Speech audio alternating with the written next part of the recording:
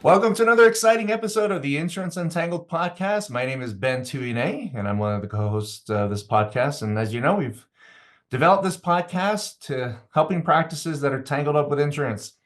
Today, I have my good friend Naren with me. Today, I'm going to be interviewing him. Naren, how are you? I'm doing great. And you?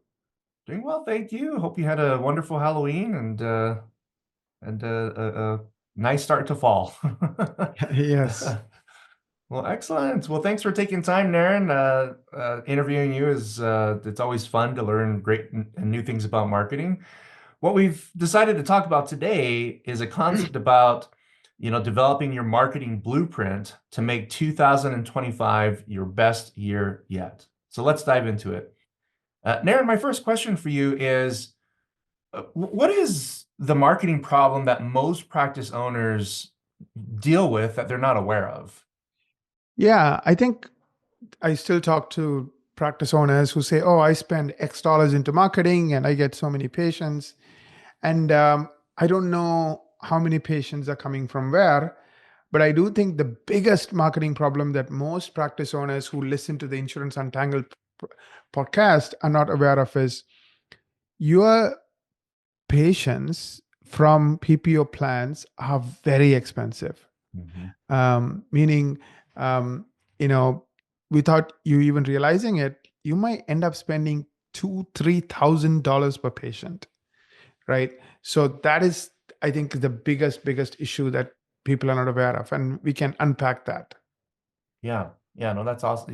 Yeah, it's kind of interesting that when you look at the cost of a new patient, from an insurance perspective, write-offs these days are rising. The percentiles are keep on going up, but the fee reimbursements from insurance carriers remain stagnant. So therefore, the cost to deal with PPO or get new patients from an in-network perspective, naturally is probably the most expensive thing that you could do. So when you talk about the cost, Naren, what is the cost of a new patient? What should be a reasonable cost for a new patient? Yeah, so let's talk about a cost of a new PPO patient, right? So for example, let's say you are on a PPO plan that pays you $1,100 per year. That's the max. Assuming you get the entire max, you're not doing $1,100 worth of dentistry to get that $1,100. You're probably doing $1,700, $1,800 worth of dentistry. And there's two reasons for that. One is the PPO plans control your fee, right? So you are not allowed to charge your usual and customary fee based on your experience, your knowledge, your expertise. Rather, it's fixed by the PPO plans.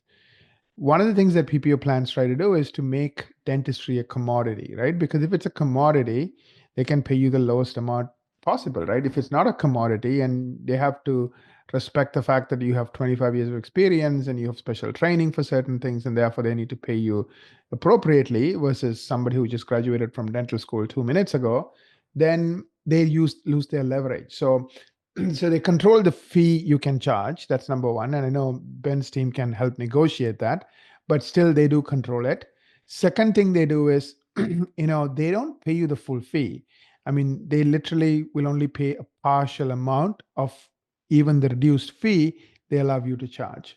So when we study this very closely, let's say if you're doing $1,100 worth of dentistry, or you're getting paid $1,100 for dentistry, you're doing $1,900 worth of dentistry, right? Let's be nice and let's say it's $1,800. That means $700 per year for that patient was the write-off. Now imagine that patient is there with you for 4 years. That write-off doesn't end in year one. Year two, you have the same write-off. Year three, you have the same write-off. Year four, you have the same write-off. So that single patient is costing you $2,800 in marketing fee, right? Think about it. What does the PPO plan do? It only thing they do is send you new patients. They don't help with technology. They don't help with dentistry. They don't do anything other than send you that patient once upon a time.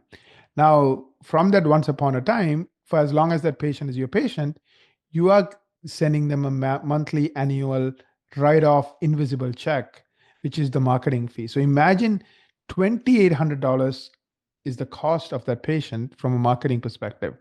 When you're giving away $2,800 for marketing for a single patient, you can't make the rest of the numbers work. Mhm. So you end up getting into this, do twice as many work just to make ends meet practice, not relationship driven. So they kind of drive you into that commodity they want you to be in the first place by forcing you to take such a big, hit. Yeah. So it's very important. And going back to that first question you asked me, which is a great question, what is the marketing problem most practice owners are not even aware of? This is it. Like you don't even know that this patient cost you $2,800 as long as they were with you for 4 years.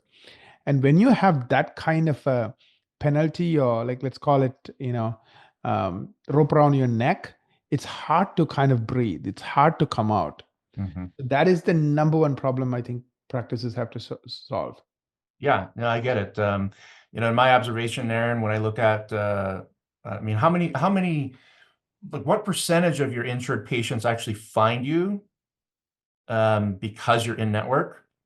And in my assessment, this is Ben Tuinei, this is our company's assessment on it, is it's 5%. Only 5% of people with a PPO plan actually go to the Find My Dentist directories on Delta, Cigna, MetLife. So when you really think about it, you're writing off 40% of your income or even more, but you're actually not getting new patients from that insurance plan at all. If any, patients shop around. In fact, the first question that most people ask when they call a practice is, do you take Delta? Do you take MetLife? So what does that tell you? They're just They don't even Googling. know. Yeah, Yeah. they're looking. They're not on the PPO website. So with this issue, Naren, in terms of this really big expense to use insurance as a form of marketing and, let's call it a big marketing expense. To solve this, I hear you speaking about a lot of doing SEO, right, on Google, because it's a fraction of the cost of that compared to being in network and taking a massive write-off with the expectation that you're going to get new patients from this insurance plan. Can you speak to that on the part of dominating Google with SEO and how much more financially feasible that is compared to being in network and taking those big write-offs? Yeah, absolutely. So, I mean, I'm being very transparent. Like, I mean, you have referred so many clients, so you know this, Ben. We charge 1250 a month, and that is all inclusive, right? Mhm. And that includes SEO, website, social media, everything. And by the end of year one, our clients are ranking for at least 100 keywords or more on page one, which means now they join the group of practices that get 95% of the free traffic from Google. The way Google works is, the winners have it all, meaning the ones who are in the top 5% get 95% of the free traffic. And the reason they do that is now the 95% who don't belong to that winner bucket have to give Google tons of money to get the same people through ads, right? Um, so, and you're right. Even the people who are calling you, asking you, do you take Delta or do you take MetLife? Because they didn't go to the MetLife website or Delta website to find you. They went to Google to find you.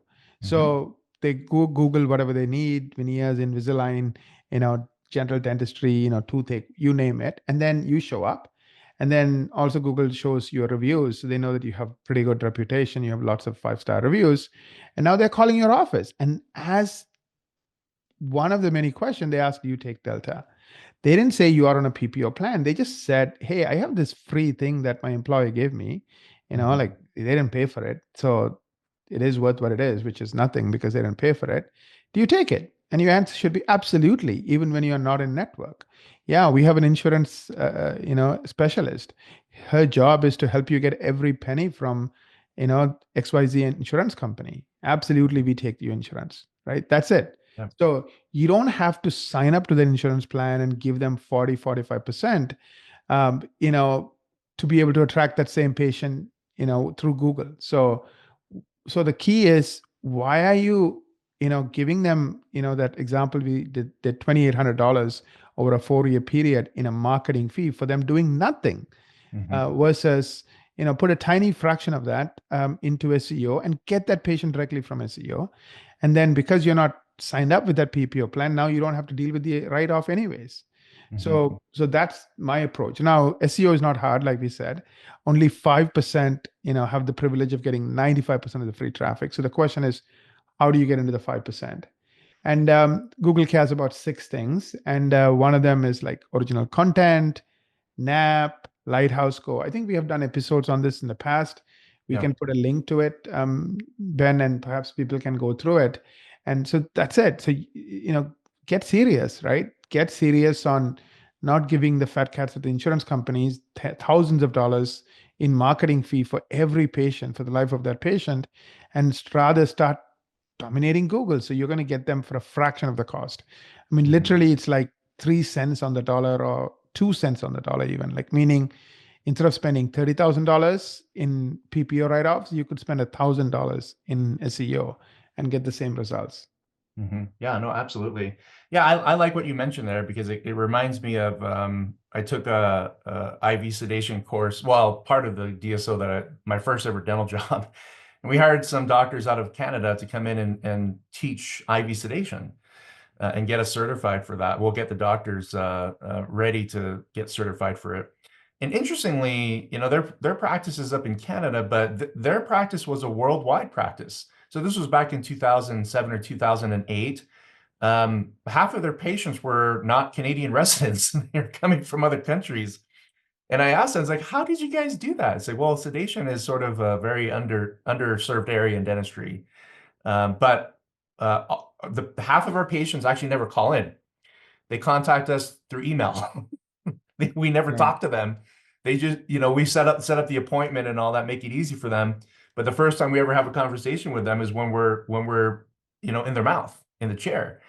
And the number one thing that they did was they did SEO back in 2007 and 2008.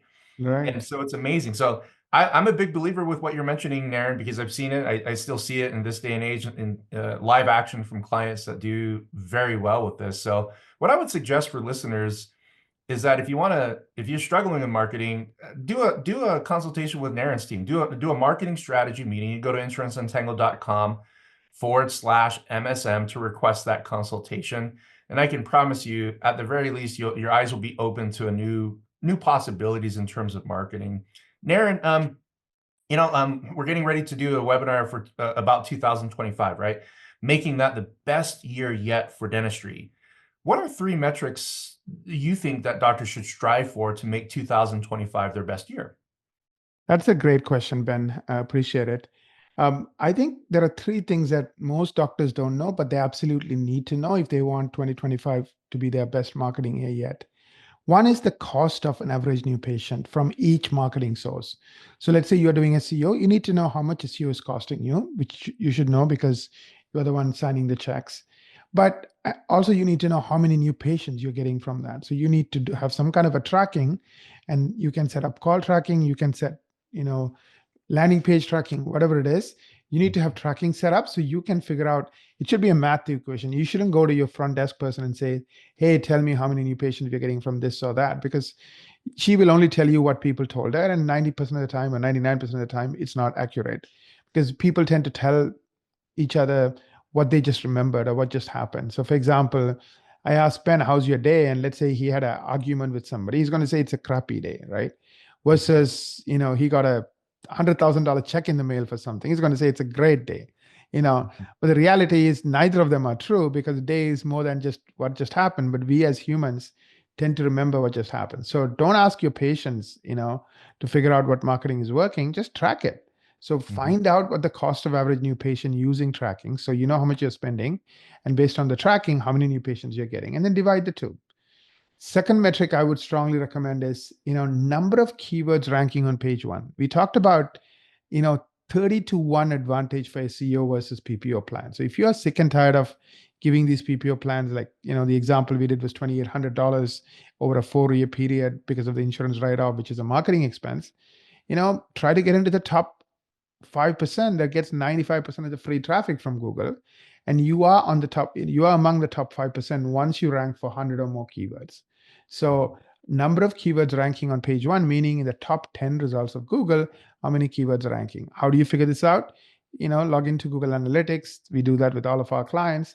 You need to track how many keywords are ranking on top 10, and then make sure, there are at least 100 keywords ranking on top 10. Again, don't listen to anybody's advice on it. Just look at Google Analytics because you want actual measurable data that's accurate. Right. And the last metric I would recommend is conversion rate. The average dental practice according to lots of research, only books 1 out of 3 new patients. So if you're one of those, I'm assuming you are, average or maybe a little bit better than average, then you need to know what your conversion rate is. Again, don't ask your team, because if you ask your team, they'll say we are crushing it, because nobody thinks they purposefully are doing a bad job, either because of training or whatever else. So don't ask, just figure it out. So track every call coming in.